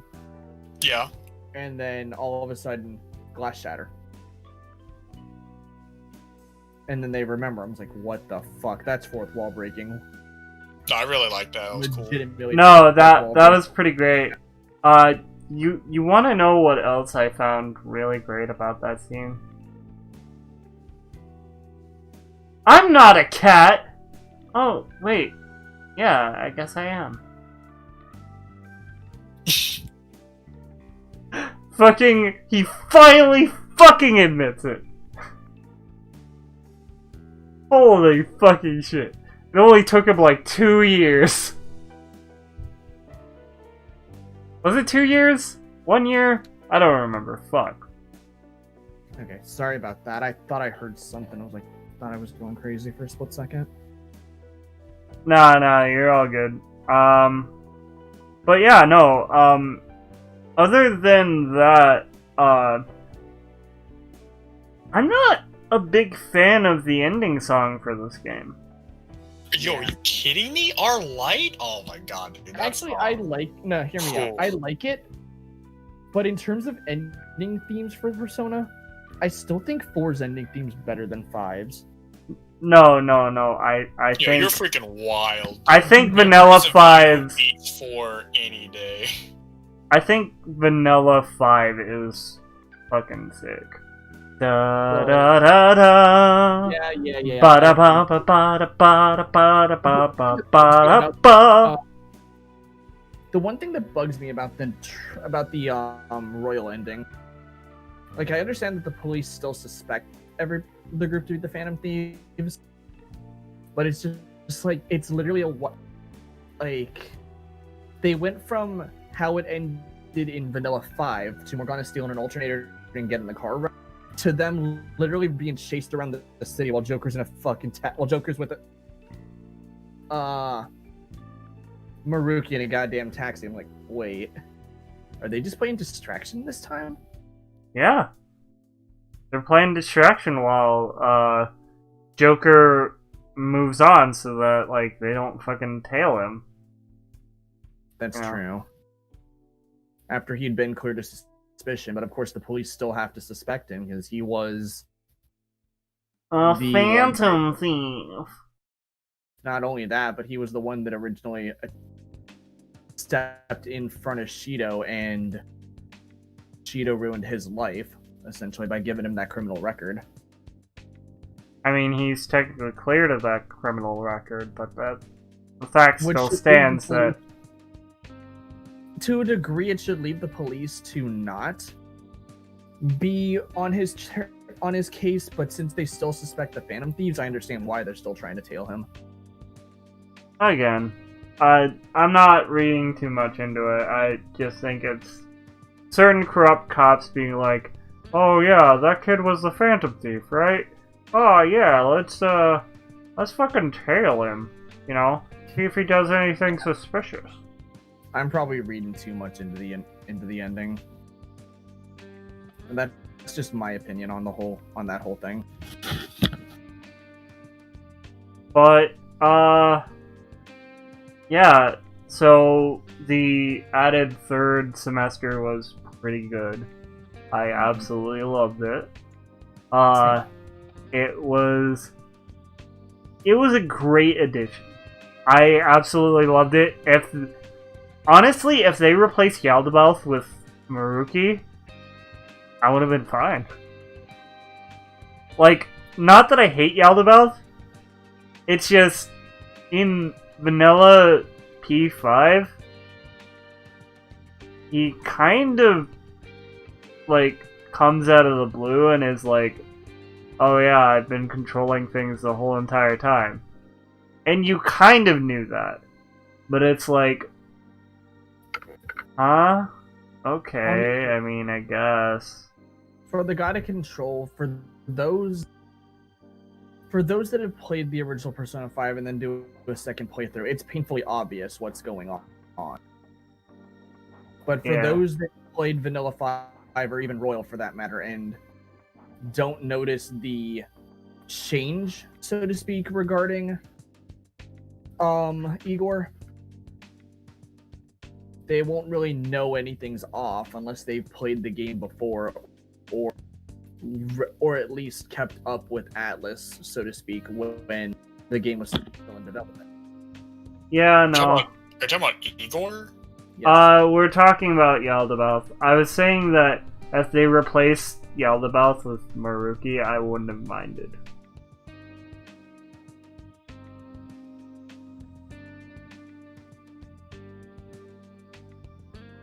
Though, like, real talk, though? Yes, Evan, I was talking about Igor. Like, I liked the plot twist with him, so to speak. I just always found it a bit odd, at least in one instance. Mainly because there was no real reason to suspect that anything was wrong until you hear the butterfly, or, well, since we're already gotten spoiler territory, fuck. Lavenza. Yeah. Until you hear that and find out it's her again, it's like, okay. There's definitely something going on here. But yeah, no, so I think we've reached the peak of everything. Any final thoughts on Persona 5 Royal as a whole? It's definitely a game worth playing if you've never played 5. If you played 5, at least in my opinion, I would recommend looking at it or going into it with a completely different outlook on the game. Don't go into it expecting to remember the game 100%.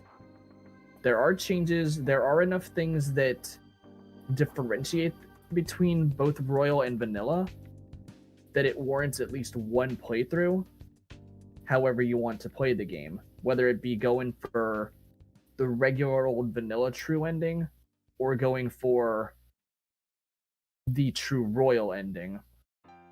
How you play the game's completely up to you, but do not go into it expecting it to be a rehashing of the story, so to speak. It's definitely not a complete rehashing, but it definitely treads many of those points. Any final thoughts, Evan? I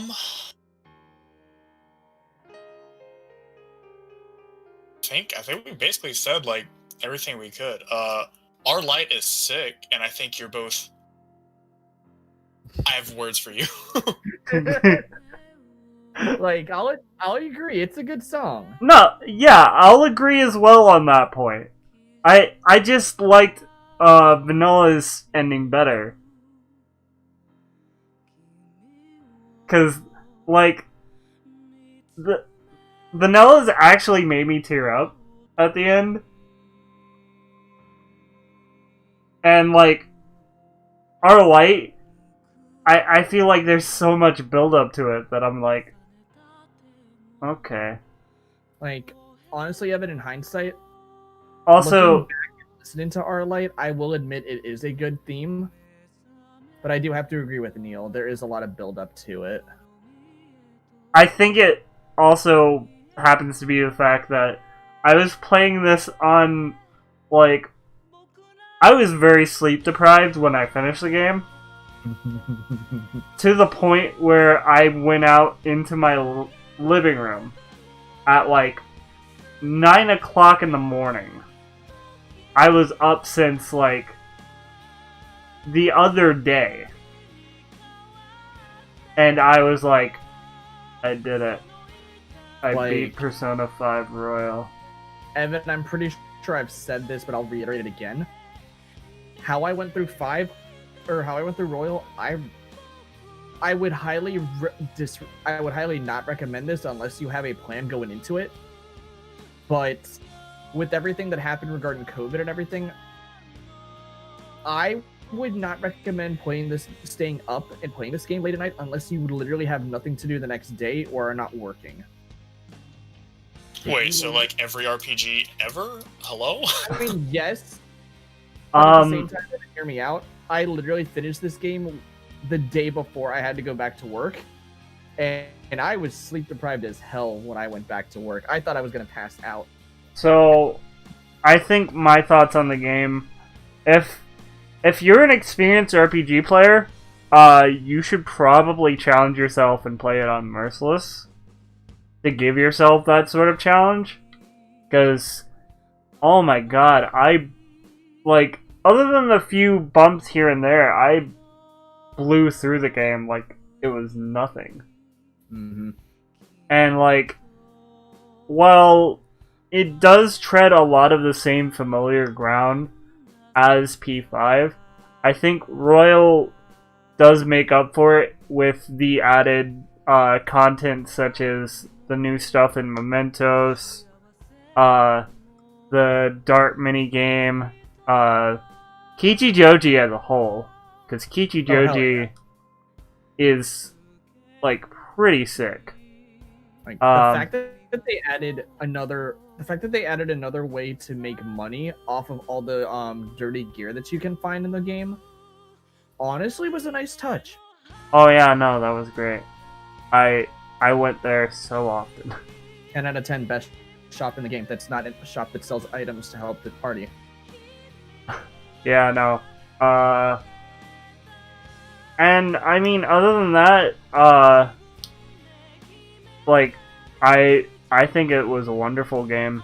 I absolutely loved it. I would play it again if not for the fact that I don't have my copy right now. So I'm just gonna have to watch Kevin play it and then be like, hey, I remember this thing. Speaking of... I don't think he's playing right now. No, he's not. I can see he's streaming, though. Oh, is he streaming? Mm-hmm. Oh, let's see streaming. What's my boy streaming? TFT. Oh, think. it's TFT. Well, that's not cool. Thought he was playing Persona 5. I was thinking so, but I noticed he's in... I mean... But I noticed he's in the other Discord. I think he's playing solo, actually. Well, anyways, you guys want to plug anything before we end the video? I really have nothing to plug. I would plug Twitch, but I have not streamed in forever. Plug your Twitter, dude. For those that are interested and want to follow, I do occasionally tweet, but I mostly just like and retweet a lot, but... I mean, that's literally what I do, my dude. If anyone's interested, it is twitter.com/ZENKIAZONB. And then, Evan? I don't social media, you know this. Uh-huh. I mean, you do have a social media, though. I tag you in it all the time with spicy fighting game memes. Suppose that's true. You can follow me on Discount Hero at FGC or Discount Hero FGC on Twitter. And see me not post anything. And I follow just because. And as always, you can find me here posting videos every whenever. Whenever I get done with them. Remember to like, comment, subscribe, hit me up on Twitter, at ZambiDude, and, I'll see you guys later. Peace! Peace out.